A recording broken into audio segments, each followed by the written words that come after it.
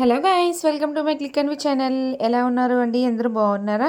మీరు ఎలా ఉన్నారు అనేది కామెంట్ సెక్షన్లో తప్పకుండా కామెంట్ అయితే చేయండి. ఈరోజు వీడియోలో ఏంటి అంటే మార్నింగ్ వ్లాగ్ అయితే పోస్ట్ చేస్తున్నాను. మన ఛానల్ని చూస్తున్న వాళ్ళు ఇంకా సబ్స్క్రైబ్ చేయలేకుండా ఉన్నట్లయితే ప్లీజ్ మన ఛానల్ని సబ్స్క్రైబ్ చేయండి, లైక్ చేయండి, సపోర్ట్ చేయండి. ఇప్పుడు వరకు సపోర్ట్ చేసినందుకు చాలా చాలా థ్యాంక్స్. ఇంకా మీరు సపోర్ట్ ఇవ్వడం వల్ల మన ఛానల్ అనేది ఇంకా గ్రో అవుతుంది. మీకు మంచి మంచి ఇంట్రెస్టింగ్ వీడియోస్ అయితే నేనైతే పోస్ట్ చేస్తాను, యూస్ఫుల్ అయ్యే ఇన్ఫర్మేషన్. ఇంకా మా పెద్దోడు లెగవగానే అమ్మమ్మ నాకు పులిహోర అయితే కావాలి అని చెప్పి అన్నాడు. చాలా రోజులు అయిపోయింది వాడికి పులిహోర అయితే చేసి. ఎప్పుడు నిమ్మకాయతోనే పులిహోర చేస్తాము, కానీ ఈసారి చింతపండుతో చేద్దామని అనుకున్నాము. కానీ చింతపండుతో చేస్తే త్వరగా అవ్వదు, నిమ్మకాయతో చేస్తే త్వరగా అవుతుంది అని అనుకుంటున్నారు కదా చాలామంది. కాదండి, చింతపండుతో కూడా త్వరగా ఈజీగా కంప్లీట్ అయిపోతుంది. మనం ఏం చేయాలి అని అంటే ఫస్ట్ చింతపండుని ఎంత కావాలో క్వాంటిటీ అనేది తీసుకొని వేడి నీళ్ళలో వేసి ఒక 2 మినిట్స్ అలాగా ఉడికించుకున్నాము అనుకోండి, త్వరగా ఉడికిపోతుంది చింతపండు అనేది. ఇంకా దాంట్లో నుంచి మన రసం అనేది తీసి పక్కన పెట్టుకోవాలి.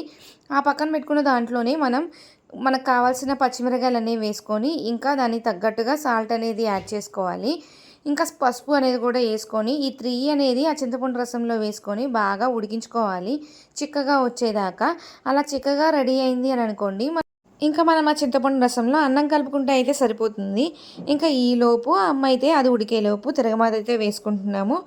ఇంకా ఇప్పుడైతే ఇది చిక్కగా వచ్చేసింది కదా, ఇంకా దాంట్లోకి అయితే వేసుకొని తిరగమాతలోకి ఇంకా స్టవ్ అయితే ఆఫ్ చేసేసుకుంటున్నాము.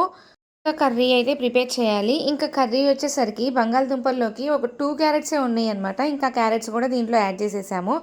ఇలా క్యారెట్స్ యాడ్ చేయడం వల్ల ఏమవుతుంది అని అంటే బంగాళదుంపలు అనేవి ఎక్కువగా మెత్తగా ఉడికిపోవు అనమాట. అంటే సంగట్లాగా అవ్వదు, కర్రీ అనేది పొడి పొడిలాడుతూ వస్తుంది అనమాట. ఇంకా ఆ ముక్కలన్నీ కోసుకొని ఉప్పు పసుపు వేసి మగ్గిన తర్వాత మనం దాంట్లోకి లాస్ట్లో కారం ఇంకా గరం మసాలా యాడ్ చేసుకుంటే బాగుంటుంది కర్రీ అనేది. ఇంకా చివరికి పులిహోర అయితే కూడా కలిపేస్తున్నాము. ఈ పులిహోరలో కొత్తిమీర ఉంటేనే చాలా టేస్ట్గా ఉంటుంది. ఇంకా మనం క్యారెట్ తురిమి కూడా యాడ్ చేసుకోవచ్చు. అలా యాడ్ చేయడం వల్ల కూడా బాగుంటుంది. మేమైతే యాడ్ చేయలేదు. ఇంకా పులిహోర చేసామని చెప్పి పెద్దోడు బాక్స్లో కూడా పులిహోరే పెట్టమ్మా అని అన్నాడు. అన్నం అయితే పెట్టొద్దు అని చెప్పాడు. ఇంకా సర్లే అని చెప్పి బాక్స్లో కూడా పెట్టేశాము. ఇంకా వాడికి పులిహోర అయితే టిఫిన్ కింద పెట్టేసేసి ఇంకా వాడిని ఫ్రెష్ అప్ చేసి ఇంకా స్కూల్కి అయితే రెడీ చేసేసాము. ఈ మధ్యన చిన్నోడైతే పెద్దోడు ఎప్పుడు లెగుస్తున్నాడో వాడితో పాటే లెగుస్తున్నాడు. ఇంకా వాడు లెగిచి చూడండి గోల గోల చేస్తున్నాడు.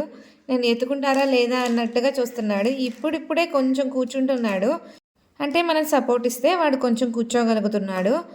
ఇంకా అప్పుడే స్టాండర్డ్ అయితే కాలేదు. ఇంకా 1 మంత్ అయితే వెయిట్ చేయాలి ఏమో వాడు కూర్చోవడానికి కోసం. ఇంకా పెద్దోడు వెళ్ళంగానే చిన్నోడికి కూడా బాత్ అయితే చేపించేసాము. ఈరోజు నిద్ర అయితే పోవట్లేదు కదా అని చెప్పేసి. ఎండాకాలం అయితే వచ్చేసింది కదా, ఇక మార్నింగ్ పోసిన పిల్లలకి అంతగా జలుబు అనేది ఏమీ ఉండదు.